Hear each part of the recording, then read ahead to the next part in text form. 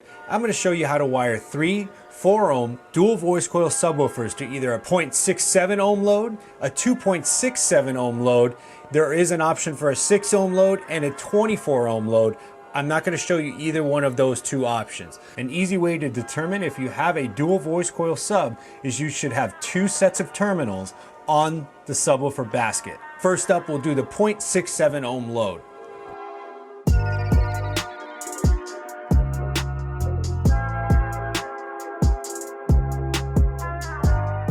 To create our 0.67 ohm load, what we'll do is we'll parallel all the voice coils of each subwoofer, and then we'll parallel all 3 subwoofers together. When running a 0.67 ohm load, that is nearing a short circuit, so your amplifier absolutely must be rated for this. Quite a few amplifiers aren't, but some amplifiers, even though they're not rated for it, can actually do it. Now, a huge byproduct of this load is heat, so it's certainly possible that you'll blow up an amplifier if you do this.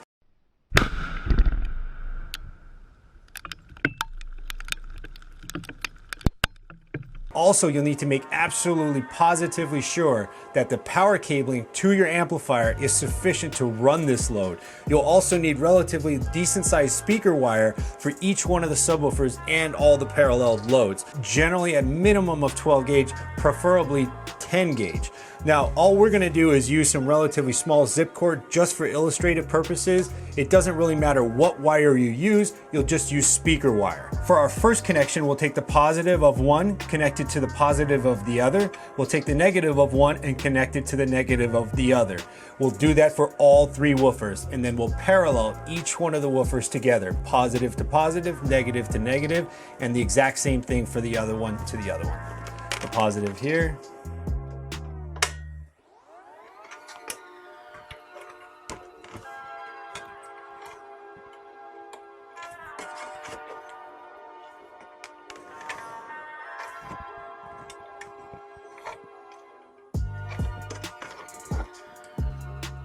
Positive to positive, negative to negative. That will create a 2 ohm load at this subwoofer.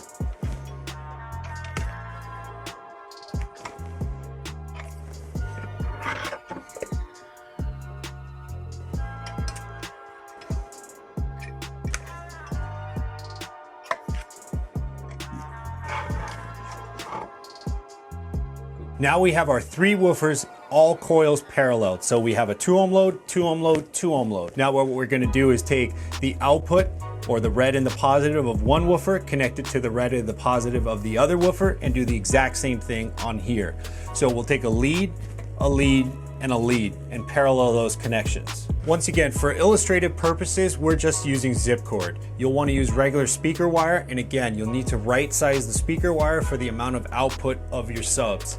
To begin our parallel connections of each woofer, take the positive, the negative, again the positive, another negative, and positive. Now we have 3 connections, and all we'll do is parallel all of these. So all the positives to each other, and the negatives to one another. We'll flip the woofers over and we'll test our load prior to connecting it to an amp using a voltmeter. We'll set our voltmeter to resistance, positive on positive, and negative on negative. Our voltmeter is fluctuating anywhere from 0.8 to 0.9, and that is the DC resistance of our subwoofer system.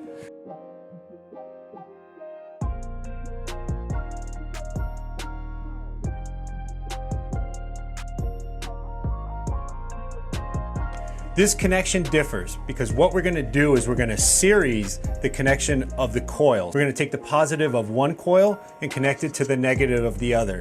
That'll leave us with one negative terminal and one positive terminal. Then what we're going to do is we're going to parallel those connections to one another. So that gives us an 8 ohm load, 8 ohm load, 8 ohm load, together a 2.67 ohm load.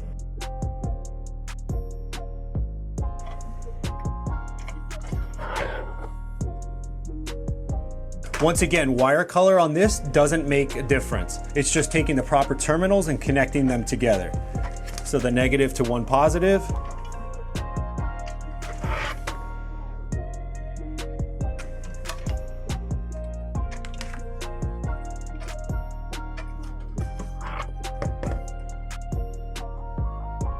We're going to use the final positive and negative of one another and connect them all.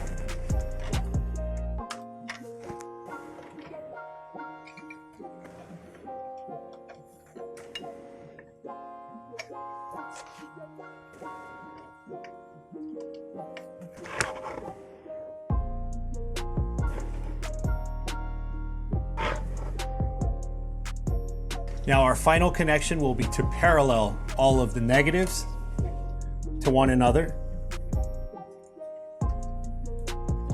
and do the exact same thing with the positives. Not that bad. Prior to connecting this to an amplifier, we'll flip the woofers over and test them with a voltmeter. We'll set our voltmeter to resistance, black probe on negative, red probe on positive, and we're getting 1.9. Again, this is just DC resistance. This is not impedance. Impedance changes when the subwoofers are installed in an enclosure and playing.